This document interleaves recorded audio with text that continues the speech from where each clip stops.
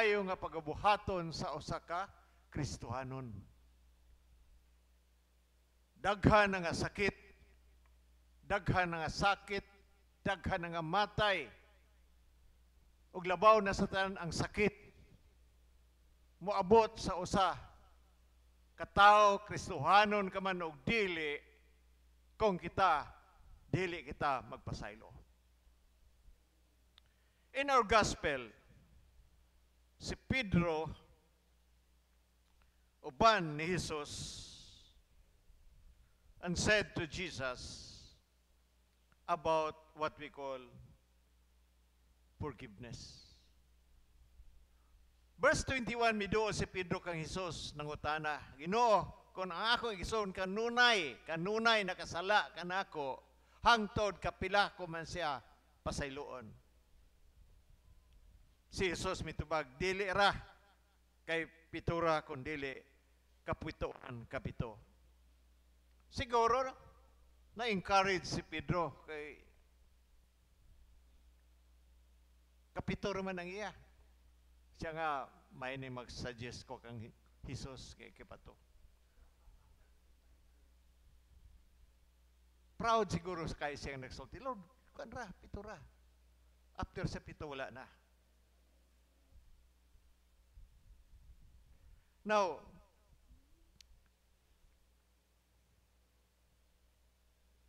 what do you mean by 70 times 70? When Peter posed a question to Jesus about forgiveness, siya sa nitubag. Sa ako nagisulti, Peter thought that Jesus would be pleased by his own answer. Do we forgive 7 times according to Peter? Sa kalibutan, there is limit of forgiveness. Peter can forgive 1 time, 2 times, 3 times, 4 times, 5 times, 7 times. Muna yung kalibutan. After that, people in the world limit their forgiveness. According to Jesus, to Peter, why forgive 7 times?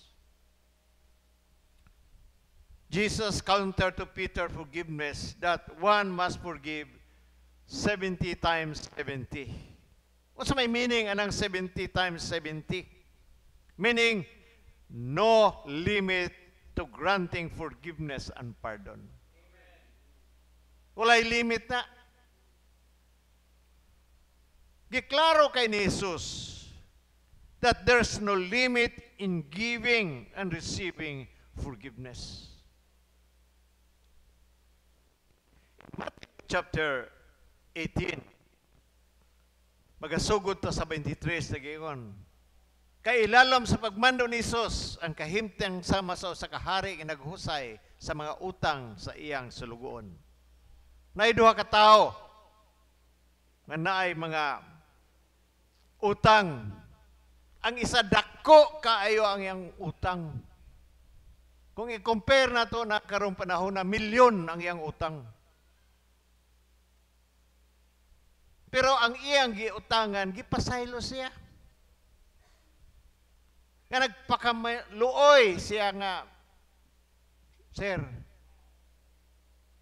kaluy in town ako. Mabasa na to na sa 24 nagingon. Sa diha na nagsugod siya paghusay, gidalang ngadto kaniyang usa ka sulugon nga nakautang kaniyag dako kaayong kantidad. Kita namay atong utang nga dagko kay ang kantidad. Pero kung di ta makabayad, di pa sa prisuhon. Kaya mo bayad raman ta.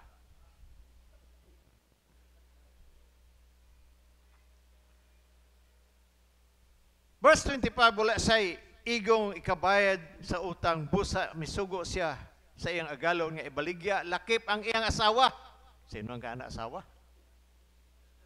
Og iyang mga anak, og ang tanan nga iya aron makabayad siya sa utang. Miluhod siya. ang salugoon at tubangan sa iyang agalon ug na pakiluoy nga nag-ingon, Sir, ayaw in town ako, apikiha kay mobayad ra unta ko sa tanan kong utang. Naluoy ka niya agalon, busa gipapas niya ang utang sa salugoon ug iyang gipalakaw. Sa mo gihapon ni nga salugoon, milakaw ni ining maong salugoon og nakikisugat kaniya ang usa sa iyang kaubang salugoon nga nakautang kaniya og gamay ra kaayong kantidad. Iya kining gilabni, gituok og ingnan, bayre na. Bayre na ko sa imong utang. Ang iyang kaubang salugoon miluhod og napakimaloy kaniya, ayaw in taon ako kapikiha kay mobayad ra unya ako kanimo. Apan wala siya mosugot, gipapriso hinuon niya kini hangtod nga makabayad sa utang. Sa papakita sa lugon sa nahitabo nasubo sila pag-ayo ngadto sa ilang agalon og gisuginlan nila siya sa tanan. Busa gipatawag sa agalon ang sulugoon og giingnan, wala kay puangod, gipapas ko ang tanan mong utang kay nagpakilaoy ka man kanako. Angay kauntang maluoy sa imo isikataw, sama kanako na naluoy kanimo. Nasuko pagayong agalon o gipapriso niya ang sulugoon aron silutan hangtod nga makabayad siya sa tanan niyang utang. Unsaon pagbayad nimo sa utang ito ang makasprisuhan? Meaning, that's what we call forever. How about sa gitawag nato nga personal nato nga utang, and we are offending our God? Utangan ba ta? Amin bata na. But gipasaylo ta sa tanan nato mga sala, dagko o gagmay, nga dili ta makabayad. Lain ang nagbayad. Pareha sa kanato nakasala ta. We should be the one suffer sa atong mga sala. But gilukat ni Jesus. Gibayran ni Jesus ang atong utang nga dili gayod ta makabayad sa unsaon. Forgiving others is a sacred duty. Amin ba ta, ana?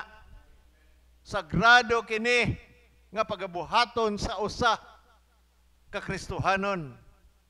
If God has shown mercy to us and granting us pardon for our sin, kung ang Ginoo nakapasaylo sa tanan nato mga sala, nagpakita og kaluoy og gigranta sa gitawag pardon sa atong tanan nga mga sala, then in turn we must show mercy and forgiveness towards every person who has offended us. Muna yung problema sa kalibutan karon. Like sa corporate world. Para mo adto ka dito sa taas, mahimo kang manager, clear ka ra. O sa mihimuon, dauto na mo ng isig katao. Unya kung mo pabor ang management, katong manager, di matutang tangon, pero tagaan siya lamisa, pero ang misa dito dapit sa CR. Kadugayan sa imong kaulit, mag-resign ka sa trabaho. Kay tungod sa gihimo nimo. No, kini nga tao nga gipapahawa, makapasaylo ka sa sigataw sa gihimo niya, yabog yun ang kaldero.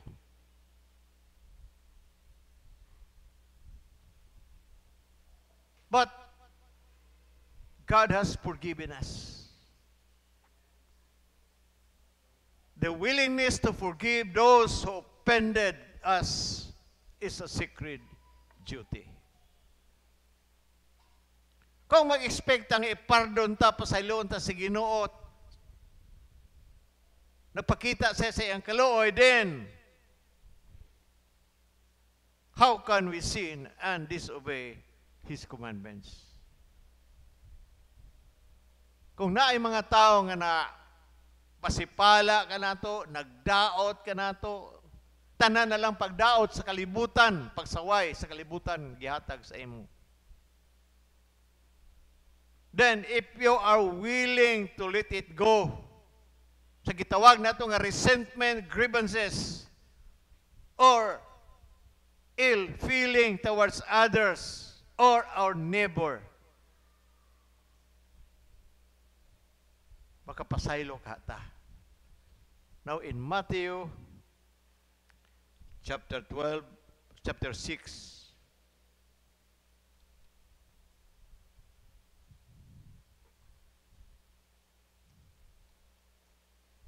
verse 12 nga nagingon.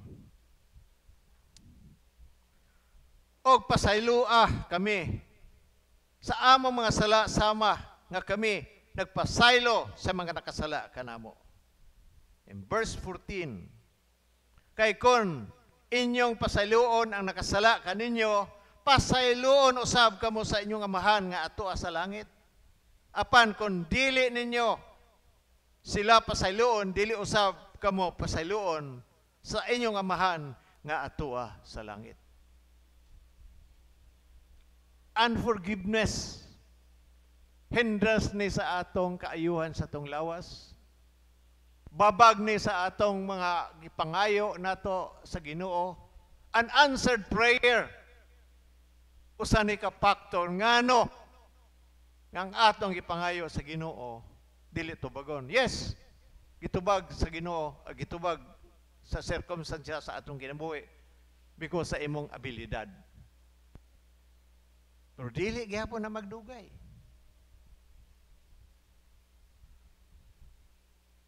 Resentment, grievances, or ill will feeling towards others or our neighbor.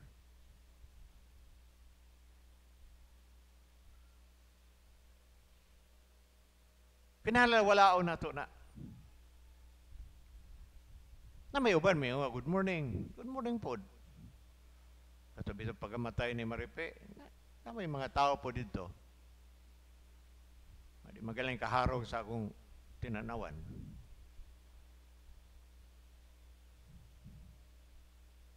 Naba ko ill feeling sa ila? Why? Because hindrance of my blessing nga gihatag sa Ginoo kanako. One time nakita gyapon mi na namahaw ako pa Derex di Junel. Ito sila dito. Abot na ako, tindog sila, may buntag bishop. Pero ang isa nagbaw daw ng nguros ako at tubangan. Katawa lang ko. Santos na dito na karon kay. Pareha na ni Inting ba? Inting, gamay mo na si Inting. 7 years old man siguro na siya. Uteng, pag abot ni mo sa simbahan, eskwela man kadiya, ato ka ng litrato. Sa may bato na yung bishop, pagbaw da na o pagpangurus. So, masod ko siya, baw da pangurus. Tagaan ako og Jes og 5. So gabuhaton niya to kadala, nagoy Jes og 5. Pero katawa ko, na-remind ako sa akong ko nga, may sano kay baw, pangurus ako atubangan, pausag ko. Ang doon ako kapari, ang natawa ko ng SD-con. Isang baw ang sabi ko, natural kay baw kita kay Santos kita. What really is forgiveness? Dilit na magtinir, anak. Miski gilapasan ka, gituyo ka og pagtinunto. Humble yourselves before God. Instead, sa may atong gihapon, ato siyang iampo. Lord, Ako ning iampo ng mga tawha na Ginoo. Nga magbag-o sila, di gihapon to bagon sa Ginoo kay ikaw na may pabag-o sa Ginoo. Di man sila. Amin ba ta, ana? We have to change sa tagsa-tagsa na to ka sitwasyon. Kung gusto ninyo nga abundance, pilo-pilo ang panalangin sa Ginoo that God will open up windows of heavens to pour out the blessing sa tagsa-tagsa na to pamilya. Release and forgiveness. Kinahanglan nga mo forgive ta sa atong isigataw. No matter what, dili nato na tamnan o kawayan. Amen ba ta, ana? Continuous lang gihapon sa last week na to nga gospel. Ang ebanghelyo importante kay nato na that we have to listen what God is saying to us, to forgive others. Amen ba ta, ana? Mo kanang ebanghelyo gihangyon tanan sa pagpanindo.